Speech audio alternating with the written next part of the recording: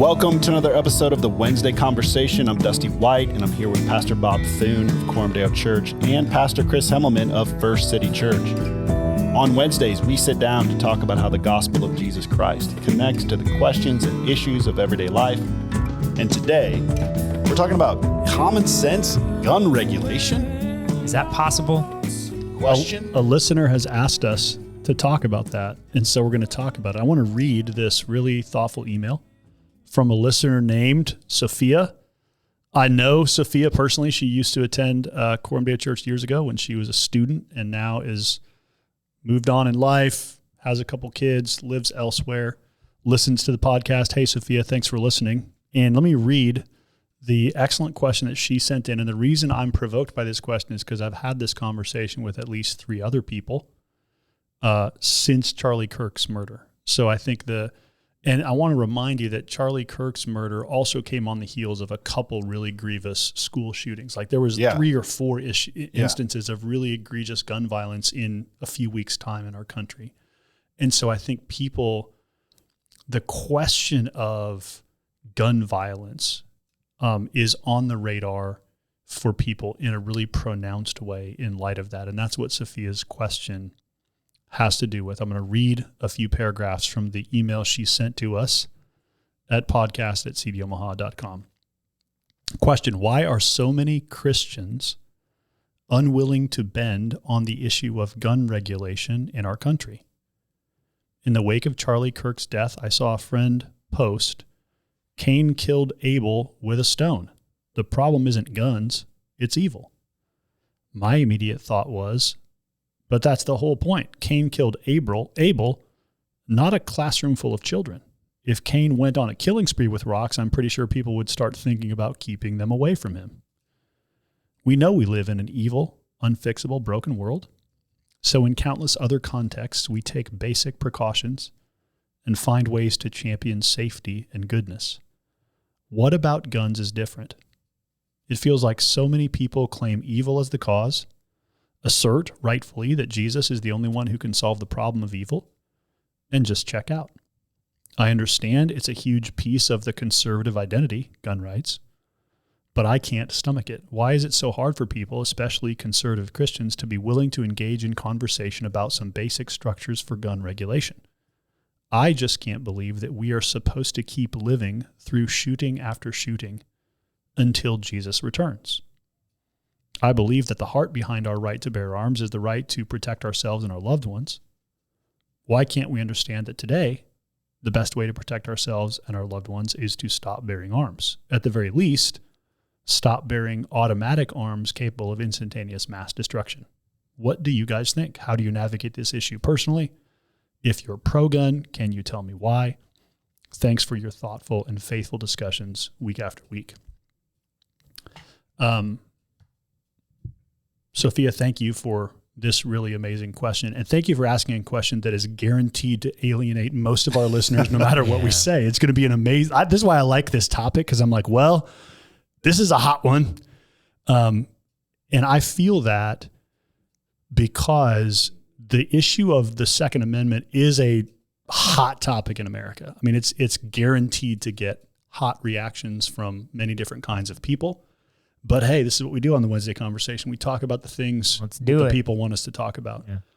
I do want to say anecdotally that I was sitting in a living room with another young mom, a couple of weeks after, maybe a week after the Charlie Kirk murder. And she brought up this same thing. She also has young kids. And I think moms with young kids are like, you're wanting me to send my kids off to a school. And now as a mom, one of the things I have to wrestle with is like, school shootings happen. Yeah. Maybe not frequently, but often enough that it makes me nervous to send my kids to school. And so I think a lot of young parents with young kids are facing in new ways the question of like, I guess, is this just my reality now that I send my kid off and hope that they make it home from school? Why is there not some way of creating some regulations, some safety standards, right? And so I think this question is not just Sophia's question. I know that there's a lot of other young moms and dads especially that are thinking about this with regard to their own kids and school safety particularly. And then anytime you talk about the Second Amendment, you're going to get all your freedom-loving, gun-toting people that are like, "Don't be telling me I can't have guns." So, I'm going to go on record in some surprising ways here we go. for you listeners. I'll do it too. Why not? So, first of all, I want to remind you that I am the person who argued for the Second Amendment in the good faith debate on the right to bear arms, which you can go find on YouTube and join the 20,000 other people that have watched that debate that I did with Andrew Wilson. You reminded the British guy that we won a war over I was this. like, hey man, this is like, this is basic to our country. So I want to, before I say anything else, I want to say you're hearing from someone who has made a case defending the basic right to bear arms, the basic Second Amendment. And I defend that right based on the responsibility we have to love our neighbor, and the fact that the only answer, sadly, to a bad guy with a gun is a good guy with a gun. So I think in America, because of the nature of how our country developed constitutionally, it is unique that in America, the right to bear arms is widely shared, while in most of the rest of the world, it's much more restrictive. So I also want to say to listeners, if when you hear a question about gun regulation, the only category you think through is like Second Amendment, man, I got my rights. That just tells me you don't have a lot of friends who live outside the United States of America, because everyone I've talked to outside the United States is like, dude, you guys are nuts. Yeah. Like the rest of the world looks at us and like, why do you need multiple guns again? Like they're mystified. They're not mystified by the fact that like, oh, you think it's good for people to bear arms and you want to preserve that freedom. They like look on Facebook at the guy that's like showing off his gun safe with like 12 weapons in there. And they're like, now help me understand why you need 12 guns. Like the rest of the world and Christians in the rest of the world, I think just look at Americans and go, I mean, you guys are weird. The right to bear arms is one thing. Every family owning multiple weapons kind of is another thing. Creating arsenals. So now I'm saying that as a man who has multiple family members with large gun safes with many weapons in them. So in no way am I necessarily saying that, owning a weapon is wrong. But having said all the caveats I said, and knowing that I personally believe the scriptures permit us to bear arms. In other words, that you can make a defense of the basic Second Amendments from not just the U.S. Constitution, but from the Bible. I would also say to Sophia and other listeners, I personally am in favor and think Christians should be in favor of some baseline reasonable restrictions on what kind of gun can you own, what does it take to get it, how do you store it, and so forth. I do think what's weird to me about America is that any question about guns automatically becomes a question about the Second Amendment. And I think those are actually two different things. I think you can believe in the Second Amendment and the right to bear arms and still believe there should be some common sense limitations on what kind of arms can you own, what do you have to do to get one, what are the restrictions on how they need to be used and stored. I think that's very common sense. Yeah. So what I want listeners to do, and what I want to encourage listeners of this podcast to do, is to keep those in separate categories. To say the question of, do I have the right to bear arms? Do I agree the Second Amendment should exist? Is a different question from, can we have some common sense gun regulations? Sure. Yeah. And I don't like that in America those get smashed together. So I want to say to you, Sophia, yes, as a Christian pastor and a Christian thought leader, I personally am in favor of some kind of gun regulations. The challenge with that is, as soon as you start asking what kinds of regulations and who gets to make them, that's where you start to get into all kinds of hot water with the question of, how do you regulate? Who do you want to give permission to do that? And so forth. But I guess I want to start at the most basic level and just say to Sophia and to other listeners who have these questions, I think Christians should be more courageous and more unified in asserting the need for some baseline restrictions on guns. I think that's a common sense, love your neighbor kind of principle that does not have to equal, so you're taking away my guns, Chris. Yeah. So it doesn't have to equal, Bob's not an American anymore. Yeah. I don't think we should be able to go hunt pheasants or, own a pistol. Well, and for Christians, we should also recognize that the ability to challenge certain ideas and wrestle with certain ideas and it not be taken as sacrilege to question the Second Amendment. Like, guys, the Second Amendment is not scripture. It's not God ordained. It's not inspired. So we can ask questions, even if we want to uphold rights that we understand at common grace level are important. I think we need to take a step back and go, hey, to even ask the question, don't fly into a fit. And I think it just, there's things underneath that are often problematic for me. Can I make another challenge to our listeners? Mm-hmm. Or you were taking a breath, so I interrupted you. Well, sorry. And then I think the other thing too is like what you were saying, Bob, like recognizing a basic right, and I would even broaden it out, a right to self-defense.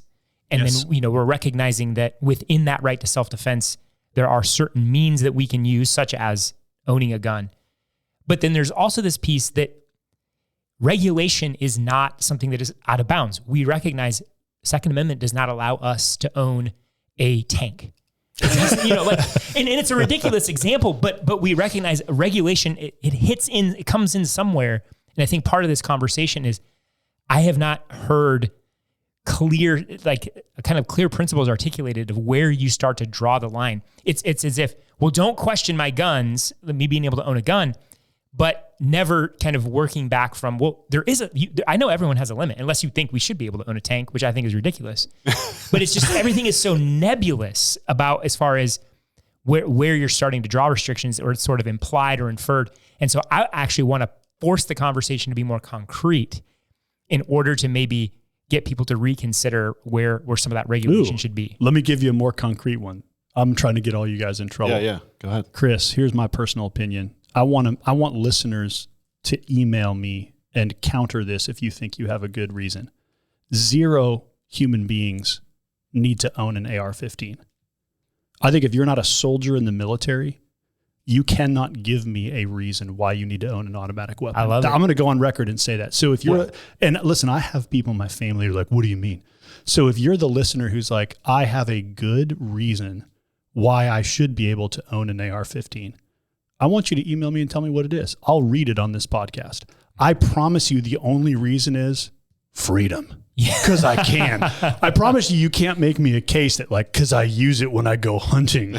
Listen, the one place I've seen an AR used is hunting feral hogs in Arkansas and Texas, which I don't know if you guys have watched the YouTube videos. That would be feral the reason. hogs multiply all the time. Yeah. They got to do these. You got to call them from a helicopter. Yeah. And so that but what I'm saying is and the guys that do that are usually professionals, and they usually have a whole setup. You hire these guys to come in and cull your feral hog. So I'm saying, okay, let's give those guys permission to own some AR-15s. That's a useful, meaningful. I think there should be exceptions that you can say hey, Chris, I have a good reason to own an assault rifle. Here's what it is. And someone should be able to grant you that. Yeah. But in my opinion, you're going to have a hard time convincing me. Other than feral hogs. Okay, I'm going to anticipate a couple things you're probably going to get an email. Oh, yeah, One, I love it. Someone's going to probably go in and say, they're not automatic weapons. Sure, fine, whatever. Great. They're semi-automatic. And they're also, the AR doesn't stand for assault rifle. We know that as well. So don't email Bob and say those things. We know that. We're fully... No, I like that you're saying instead of podcast at CD Omaha, it's Bob. Yeah.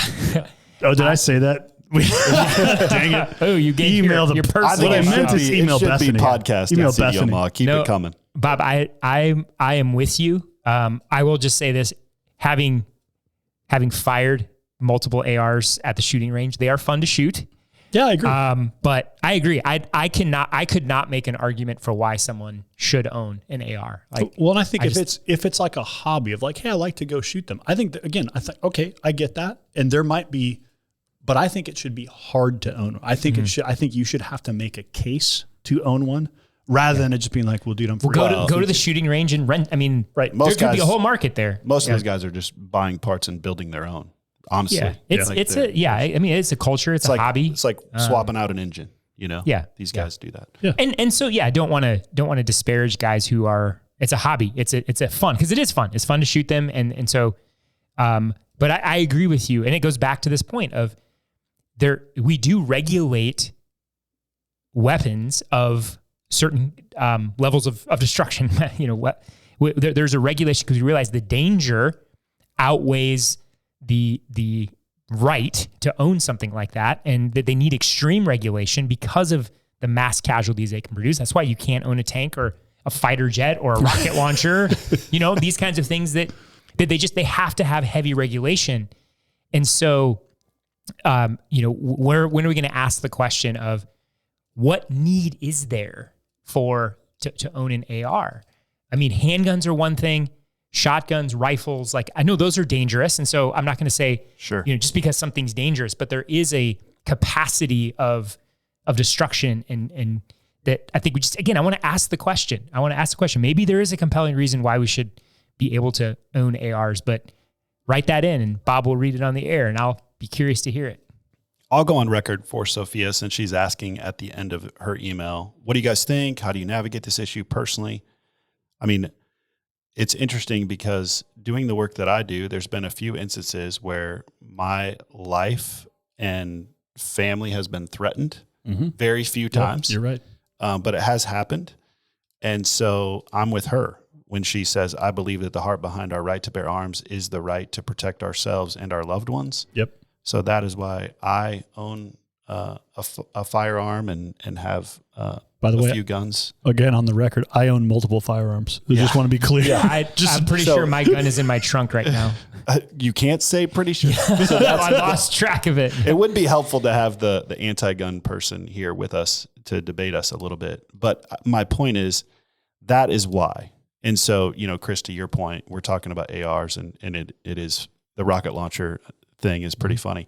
But, when it comes to handguns and shotguns and things like that, that is why I do own guns, is for the protection mostly of loved ones, and well, I think for a lot of, so for a lot of people in this part of the country, it's also sport, right? It's hunting deer and hunting pheasant and hunting quail and dove. And, so there's a lot of hunting rifles and shotguns. So I think hunting arms are a unique category. I think you have hunting arms, rifles and shotguns. You have personal firearms, things like handguns and so forth. And then you have, I think automatic weapons are a third category. And, whatever, or whatever hairs you want to split there about what are we calling it? Yeah. Your point, Chris, that it's designed for mass casualty. Yeah. And that's why I'm saying and if you're in the infantry, I want you to own one of those and I want you to keep the rest of us safe. I'm glad that you do that.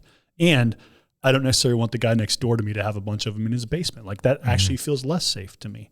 So to me, it's the essential question that Sophia is asking is, why is it so hard for people to be willing to engage in conversation about basic structures for gun regulation? And I hope what you're hearing here, Sophia, is us saying, hey, we think we should be able to engage in conversation. And to the extent that Christians are unwilling to engage in that conversation, I think we need to be willing to, and for the sake of the love of neighbor, need to hold these two principles together, because you guys have framed correctly that the right to self-defense is based in the responsibility to love our neighbor as ourselves, right? So, and that's the case I made in the good faith debate, is to say that when Jesus calls us to love our neighbor as ourselves, he includes defending our neighbor when they're in harm's way.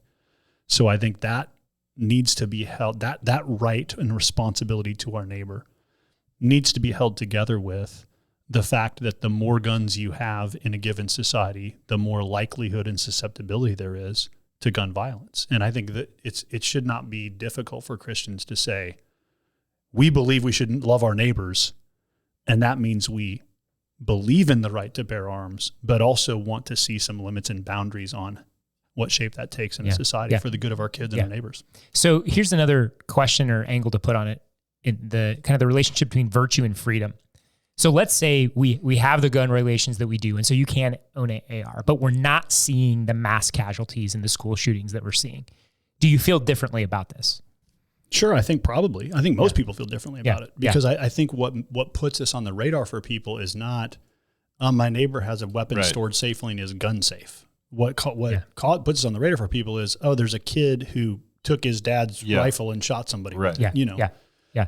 And so, so my point here is that there is also an accounting we have to take for the virtue of our society. And this has always been something moral philosophers have recognized, that the less virtuous a society, the more restriction is needed. And so you can't just sort of hide behind the Second Amendment all the while our culture, it's just the lack of virtue and the mental health issues and all the things that, are underneath the violence. But just making this appeal to our rights isn't actually addressing that there is a real tangible problem that the lack of virtue in our society is causing. And you're not going to change the virtue overnight. And so you have to begin to talk through, well, we need to protect ourselves. And so we have to implement, maybe it sucks that we have to do it, but we need to have a serious conversation about it, because otherwise the murder and the killing is just going to continue. And so it feels like there's an acknowledgement of the lack of virtue, but not an accounting for what you do in those circumstances. You have to implement restriction.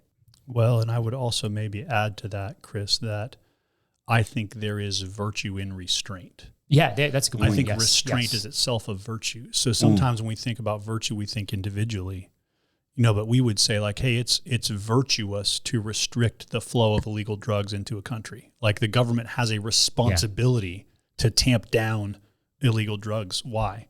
Well, because the more they exist, the more they're available, the more people's vice is going to incline them to go seek them out. Whereas if they're just not available, it's a lot harder for people to lack virtue. Yeah, and the libertarian argument of like, we'll just let them do it. It's their own personal choice. It's like, well, no, it's not that simple, because that has societal effect. And I think an interesting analog here, I don't know if you guys noticed this, but I saw in the news just a couple weeks ago that Oregon is reversing. They had made all illegal drugs permissible in Oregon, and they just chose to reverse that policy because they're recognizing this was a bad idea. Yeah. Like the streets of Portland are kind of an open drug market. That's not good. Yeah. So, it was out of that libertarian principle of like, hey, let's just let people do what they want to do. Let's not let the government get too involved in that. And what they're realizing is, actually the government has a vested interest in preserving safety among its population by calling certain things illegal and by restricting them. And goes back to your point, Bob, that you can have regulation without violating the Second Amendment and still keeping the basic Second Amendment in place and valuing that. But you can also recognize the societal good. It has to be balanced with the societal good. Because if rights, you allow rights and it has a detrimental effect on society, you've got to rethink the rights that you're giving people. Yeah. Which is interesting to your opening comments about how we blend it with the Second Amendment, not a commandment, because that's where guys go, right? Like, well, this is my individual right, and you're saying, no, this is a society. Restricting this for the masses is actually helpful for the whole. JC, my wife grew up in Montana, and everybody, when she says that, says, oh, no speed limit. And Montana got rid of that pretty quickly because there was a lot of there was more traffic death. Yeah. So that's another example of like, no, we should probably have a speed limit. Yeah. Especially for Christians, Chris, the connection you made between responsibility and virtue is essential in our ethical thinking. And part of my frustration with many Christians on this issue in particular is that they do only think in terms of rights. And again, especially in America, we value the rights we have and that the government has given us that are enshrined in our Constitution. Nothing wrong with that. But for Christians, the questions of what do I have the right to do needs to also be filtered through the question of what is good for human beings, what is good for my neighbor, what is good for society, and how do I hold all that together? And so in this case, when we think about gun violence, I want to say we should be able to hold together a baseline right to bear arms with a responsibility we have to consider questions like the one Sophia is asking. Mm-hmm. Do we all really want to live with the anxiety of, is there going to be another school shooting this week? Do we all really want to live with the anxiety of, what if the kid down the street gets his hands on a weapon and is playing with my kids? Or, these are all the open questions that all of us have to live with because of the society we live in. And we ought to ask, what are the trade-offs we're making there? Are they wise and good? And so a Christian perspective especially needs to take account of virtue and the good, and should have that be a determining factor in how I think about this stuff. And so that, for me, that's a compelling reason why I think Christians should be much more open to the questions of what are some common sense restrictions and regulations that we can all get behind and say, yeah, this is good. This is not taking away anyone's quote unquote rights. This is creating a more virtuous system within which we can enjoy those rights. I was, during the Charlie Kirk thing, what was discouraging to me was that school shooting that happened in Colorado. And my thought was, well, we're really used to school shootings. Now, I realize that Charlie Kirk's death should and rightfully probably overshadowed our media for those few days, right? But I just reckoned with like, wow, we're really used to that. It kind of went through the 24-hour news cycle and moved on. Yeah. Yeah. But it didn't for me, because I was talking to a pastor in town who had a niece and nephew at that school. Yeah. So if you have a relational connection, yeah, school shootings just aren't normal, right? So, but we're just kind of, oh yeah, that's the news now. Yeah. We're just used to it. And that's we're a little bit lulled to sleep on how sad and horrific that is. Yeah. Agreed. I want to thank Sophia for putting the question out there. And as I said, Sophia, I think your question is actually on the minds of a lot of people right now. And so I hope that what listeners take away from this conversation is maybe a new framework for how we ought to engage these things. And as Dusty said, you have 3 people on the podcast today who are pro-gun, generally speaking. Like, we all own weapons. We all believe in the goodness of the Second Amendment. There are Christians who are anti-gun and who would say, I don't want to own guns, and I don't think anybody else should either. And so we don't have anybody representing that perspective on this podcast. But I think I guess the last point I would make here is to encourage Christians to have friendships and conversations outside of your cultural context. Because for me, one of the most instructive things has been having a lot of friends around the world that just help me see like how weird this conversation sounds to an Australian or a British guy or someone in France who's just like, man, you Americans and your guns, it's like a weird thing. It's like a third rail with y'all that, nobody thinks and there should be any restrictions. And it's helpful for me as a Christian brother or sister in Christ to have those people ask me questions biblically and say, hey, how do you guys think through this? Like, do you really think biblically you can make a case for how Americans think about guns, and especially American Christians, because American Christians tend to be conservative and tend to be very Second Amendment happy. For me, that has been an important filter and framework in this conversation, is just to realize that so much of our thinking on issues like this is shaped by the cultural presuppositions we already have. Yeah. So it's helpful to have some people who just don't, like, there isn't a Second Amendment in their country, and so they can't even own a weapon if they wanted to. And it's just a different kind of conversation for someone to ask you questions from that perspective. And so I want to encourage listeners that I think that's a helpful discipline as well, is just to have a few friends who are in a different cultural context than you and who can help process and think through some of these ethical questions from a different lens. It's been very helpful to me, and I'm appreciative for my friends who have asked good questions from those perspectives.